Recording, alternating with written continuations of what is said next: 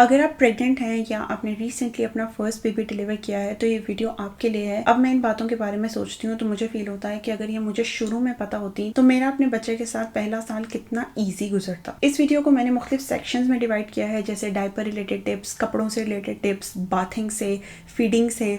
तो आइए शुरू करते हैं। सबसे पहले डायपर से शुरू करते हैं, बिकॉज और कुछ करें ना करें आपने बच्चे को दूध लाजमी पिलाना है और उसका डायपर लाजमी चेंज करना है। सबसे पहली बात, प्लीज़ कोशिश करें कि बच्चे को ज़्यादा से ज़्यादा पानी से वॉश करें और वाइप्स कम यूज़ करें। पानी जो है वो डायपर रैश को प्रिवेंट करने के लिए सबसे इफेक्टिव चीज़ है। अगर आप वाइप्स यूज़ कर रही हैं तो वो जो बच्चे का पहला डायपर है उसको ही एक वाइप के तौर पे यूज़ करें और ख़ास तौर पे पॉटी साफ़ करते वक्त उससे साफ़ कर लें ताकि आपको कम वाइप्स इस्तेमाल करनी पड़े। दूसरी बात ये कि बच्चे जो होते हैं बेबी बॉयज़, वो जैसे ही आप उनका पैम्पर रिमूव करते हैं तो साफ़ करने के दौरान, पैम्पर पहनाने के दौरान आपको नहीं पता कि कब they will P on you. तो मुझे जो इसका बेस्ट हल लगता है वो ये कि उनका डायपर चेंज करते हुए आप एक वाइप उनके पीनस पे रखते हैं। वाइप जो है वो बहुत अच्छे से यूरिन अगर हो भी जाए तो उसको एब्जॉर्ब कर लेती है और ऑफ कोर्स आपके ऊपर नहीं पड़ता, तो इट्स अ विन विन। तीसरी बात, न्यूबॉर्न बच्चे का डायपर हमेशा कोशिश करें कि एम्बिलिकल कॉर्ड स्टम्प को कवर ना करे, वो उससे नीचे बांधें, बिकॉज डायपर में जो यूरिन है या फीसिस है की गंदगी की वजह से भी उसमें इन्फेक्शन होने का खतरा होता है। चौथे नंबर पे, पहले 2 हफ्ते आपके लिए रेस्ट बहुत जरूरी है। प्लीज कोशिश करें कि अगर कोई आपके लिए डायपर चेंज कर सकता है तो प्लीज कर दे, चाहे आपके हस्बैंड हो,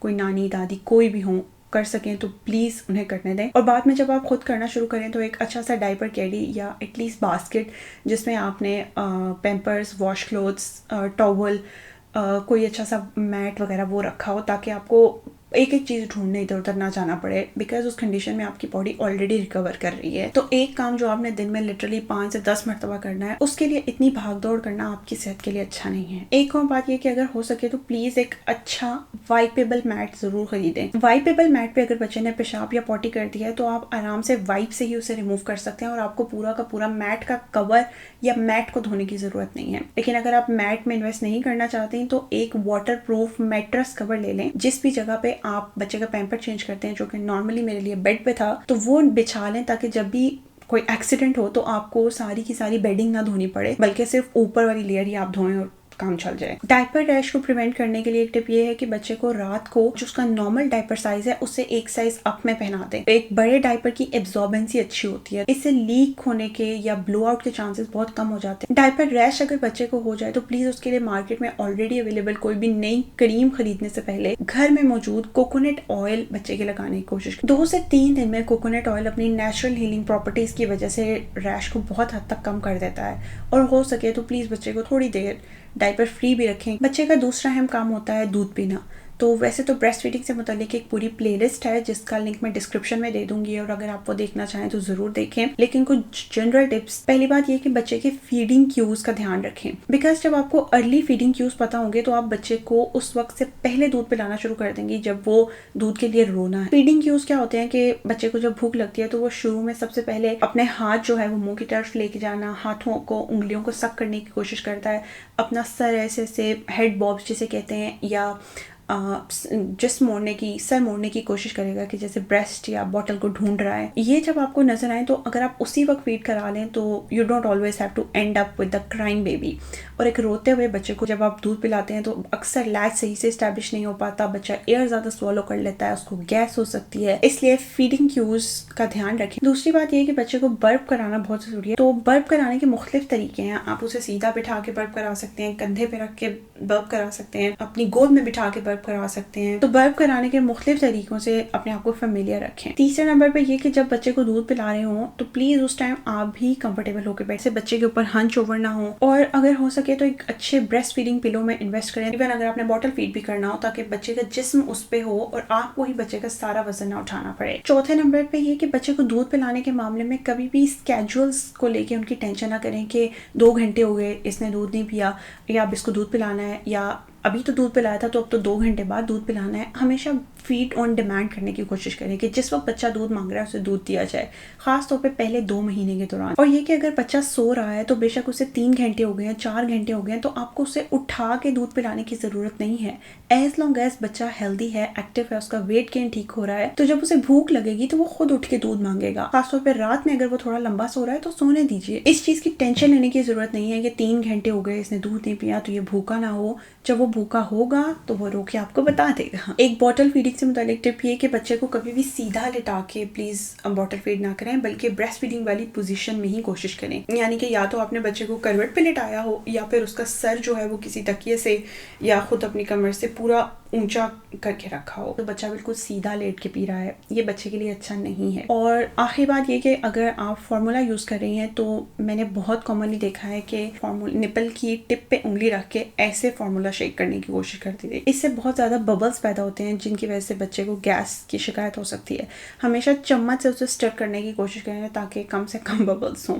you don't want to end up with the gassy baby. आपके लिए एक न्यूबॉर्न की जिंदगी का बहुत अहम चैप्टर उनके कपड़े हैं। मुझे पता है न्यूबॉर्न्स के क्यूट कपड़े बहुत अच्छे लगते हैं, लेकिन प्लीज अंडरस्टैंड वो प्रैक्टिकल नहीं है। ऐसे 1 या 2 मैक्सिमम सूट लें, इससे ज्यादा ना लें। सूट जो भी लेना वो कंफर्टेबल लें कि जिनमें बच्चा कंफर्टेबल रह सके। 2-3 टिप्स हैं जो मेरे बहुत काम आई थी। ट्राउजर शर्ट ना लें, रोम्पर्स जो लेने हैं वो बटन वाले ना लें, बिकॉज आधी रात को आप उठ के ना ये नहीं देखना चाहते कि अब मैं ये बटन ठीक लगाया है या ये आखिरी बटन क्यों रह गया, ऊपर कोई एक बटन गलत लग गया है। अक्सर आजकल जूते आ रहे हैं कि उनमें साथ फुटेड सॉक्स भी साथ ही हैं, तो वो उनका कोई फायदा नहीं है। बच्चे को वैसे भी सॉक्स की जरूरत नहीं होती, तो फुटलेस यूज करें। Easy to fit, easy to change, onesies, rompers, body suit, sleep suits लें जिनमें बच्चा भी कंफर्टेबल रह सके और उसको दिन में 10 मरतबा चेंज करते वक्त आप भी कंफर्टेबल रह सके। दूसरी बात ये कि बिब्स एक्स्ट्रा खरीदने की जरूरत नहीं है। 1 या 2 का सेट अगर आप खरीद लें तो इट्स फाइन, बट बिब्स पे पैसे खर्च करना मेरे लिए इसलिए फायदेमंद नहीं होता, बिकॉज न्यूबॉर्न्स के वैसे ही दिन में 2 से 3 मरतबा कपड़े चेंज करने पड़ जाते हैं कि कपड़ों को ही बिब के तौर पर यूज कर सकते हैं। न्यूबॉर्न्स के लिए मिटन्स ना लें। लोग बहुत परेशान हो जाते हैं कि बच्चा जो है वो अभी से अपनी उंगली मुंह में डाल रहा है तो इसको आदत ही ना पड़ जाए।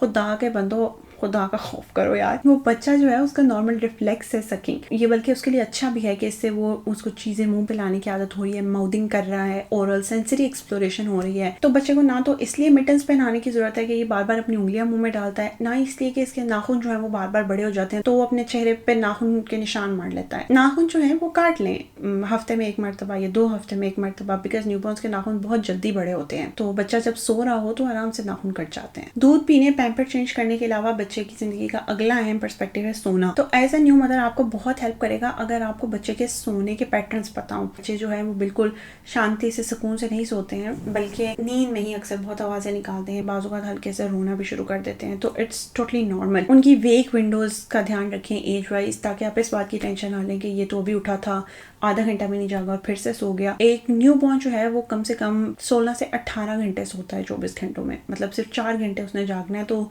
वो फिर यही होगा कि अभी उठा, आधा घंटा बस दूध पिया, पैम्पर चेंज किया और फिर से सो गया। और हाँ, स्लीप बेहतर करने के लिए एक टिप ये कि बच्चे को ना कोशिश करें कि फ्रेश एयर में जरूर लेके जाएं रोज। इससे ना सिर्फ उनका विटामिन डी पूरा होगा बल्कि उनका जो सर्केडियन रिदम है, स्लीप साइकिल्स, वो भी स्टैब्लिश होने में हेल्प करेगी। तो इसके लिए या तो अर्ली मॉर्निंग सनलाइट, सुबह सूरज निकलने के बाद, मतलब तेज धूप नहीं होती, या फिर शाम में सनसेट से पहले, असर से मगरिब का जो टाइम होता है उसमें बाहर लेकर जाएं। अगर आपको लगे कि बच्चे को गैस हो गई है या वो किसी भी वजह से रो रहा है तो क्योंकि आपने मसाज जो करना है वो किसी भी तरह आप कर सकती हैं। बहुत कॉमन है बाइसाइकिल किक्स करना, कि उसकी टांगे आप ऐसे जैसे बाइसाइकिल चलाइए उस तरह मूव करें, आराम से टमी मसाज कर दें। बेसिकली आपने उसकी बॉडी को मूवमेंट देनी है ताकि स्टमक में जो एयर ट्रैप हुई है वो निकल जाए। बच्चों के रोने के हवाले से ही याद रखें कि बच्चे 99% किसी न किसी वजह से रोते हैं, लेकिन 1% वो बगैर किसी वजह के भी रो सकते हैं। खासतौर पर विचिंग ऑर के बारे में जरूर अपने आप को एजुकेट करें। विचिंग ऑर 2 हफ्ते से 6 हफ्ते के दरमियान रात के वक्त या शाम के वक्त वो पीरियड होता है जिसमें बच्चे 3 से 4-5 घंटे मुसलसल रोते रहते हैं लंबा लंबा। जरूरी नहीं है हर बच्चा इस फेज से गुजरे, लेकिन बहुत से बच्चे गुजरते हैं, तो इसमें अपने आप को पेशेंट और काम डाउन रखना बहुत ज़रूरी है कि इसमें मेरी कोई गलती नहीं है। एक बुक थी द हैप्पीएस्ट बेबी, मुझे उसके ऑथर का नाम भूल गया है, उन्होंने बहुत अच्छे 5S बताए हैं बच्चे को काम करने के लिए। उसको स्वॉडल करें, अपने जिस्म के साथ लगाएं, सूद विद मोशन, जेंटली रॉक करें, स्वे करें। तीसरा एस था सुश, बच्चा जब माँ के पेट में होता है तो उसे कंटिन्यूसली वूम में आवाज़ें आती रहती हैं, एमनियोटिक फ्लूइड की, माँ के ब्लड फ्लो की, हार्ट बीट की। तो अगर आप इस तरह की कामिंग आवाज़ें निकालें, अब तो यूट्यूब पे भी आप सर्च करें व्हाइट नॉइस फॉर बेबीज या सुशिंग कामिंग साउंड्स फॉर बेबीज, तो आपको बहुत वीडियोस मिल जाएंगी। और चौथे नंबर पे था सकिंग। अगर आप ब्रेस्ट फीड करा रही हैं तो ब्रेस्ट फीड करा लें, कंफर्ट के लिए, वरना बच्चे का ही हाथ उसके मुंह में दे दें, वो अपना अंगूठा सक कर ले, या अगर आप पेसिफायर यूज कर रही हैं तो वो दे दें। 5वां था साइड लाइन के बच्चे को सीधा लेटाने की बजाय उससे करवट पे लेटाएं। पोजीशन चेंज होने से एनवायरनमेंट चेंज होना भी बड़ा मैटर करता है कि अगर बच्चा का रोना किसी तरह बंद नहीं हो रहा तो आप उसे फ्रेश एयर में ले जाएं। जरूरी नहीं है बाहर सेहन में ले जाएं, थोड़ी सी खिड़की खोल दें, हवा आ जाए, थोड़ा सा माहौल चेंज हो जाए, तो इससे भी बच्चे बेटर फील करते हैं। और रोने के हवाले से आखिरी बात ये कि अगर आप घर में अकेली हैं तो बजाय इसके कि आपको ही गुस्सा आना शुरू हो जाए या आप फ्रस्ट्रेट होना शुरू हो जाएं, आप बच्चे को बेड के दरमियान में लेटा दें और खुद कमरे से बाहर 5-10 मिनट के लिए चले जाएं, पानी शानी पिए, खुद काम डाउन हो और फिर वापस आके बच्चे को टेंड करें। खुद गुस्से की हालत में बच्चे के पास मत रहें, खुदा ना खास्ता आप कहीं बच्चे को नुकसान ना पहुंचा दें। तो it's okay to take a breath because babies do cry. बाज़-औक़ात हमें वजह पता होती है, कभी नहीं पता चल पाती, लेकिन उस टाइम में सबसे ज़्यादा ज़रूरी बच्चे का रोना बंद करवाने की बजाय अपने आप को काम रखना है। आखिर में कुछ बातें बच्चे को नहलाने से मुतालिक हैं। बाथ टब्स आप भी ज़रूर लें अगर आप लेना चाहती हैं, लेकिन ये याद रखें कि बच्चा जब तक न्यू बॉर्न है, पहले 1-2 महीने उसे बाथ टब की ज़रूरत ही नहीं है। खासतौर पर पहले चंद हफ्ते तो बच्चे के ऊपर मग भर भर के पानी डालने की ज़रूरत नहीं है। पहला बात जो होता है वो अगर आप बच्चे को तौलिए में लपेट के सिर्फ वार्म स्पंज उसके ऊपर लगा दें बगैर कोई shampoo, baby oil, baby lotion इस्तेमाल किए तो भी बहुत अच्छे से हो जाएगा। मैंने अपने बेटे को तकरीबन 6 महीने तक बाथ टब में नहीं बिठाया था बिकॉज वो खैर मेरी अपनी रीजनिंग थी कि मुझे वो स्लिपरी फील होता था, तो नॉर्मली मैं उसे खुद ही होल्ड करके लिटरली बाथ देने की बजाय क्विक शॉवर 1 मिनट में नहला के ले आती थी। और हाइजीन के हवाले से एक बात और कि बच्चे के ना बाज़ स्पॉट्स ऐसे हैं जो अक्सर नहलाते हुए या नॉर्मल रूटीन में ऑलरेडी हम इतने स्ट्रेस में होते हैं कि भूल जाते हैं। खास तौर पे उसकी उंगलियों के दरमियान का हिस्सा और उनकी चिन के जो फोल्ड्स होते हैं वहाँ पे अक्सर दूध जमा रह जाता है जिसकी फिर स्मेल भी आने लग जाती है उनकी टोस के दरमियान में। तो जब भी बच्चे को नहलाएं तो गीली उंगली से या कॉटन बड से इनको भी ज़रूर साफ़ कर लें। अगर आपने वीडियो यहाँ तक देख लिया है तो मैं न्यूबॉर्न से रिलेटेड एक और वीडियो यहाँ पे लिंक कर रही हूँ जो कि एक्चुअली न्यूबॉर्न्स की उन बातों के बारे में जो देखने में बहुत अजीब व गरीब बल्कि किसी हद तक परेशान कुन भी लगती हैं लेकिन एक्चुअली बिल्कुल नॉर्मल हैं। इनका हर बंदी को पता होना इसलिए ज़रूरी है because as a new mother आप ऑलरेडी इतने स्ट्रेस में होते हो, पोस्टपार्टम से रिकवर कर रहे होते हो, ब्रेस्ट फीडिंग आपके लिए एक नई चीज़ होती है, बहुत कुछ चल रहा होता है, तो उसमें कम से कम इन छोटी बातों को लेके आप परेशान ना हो।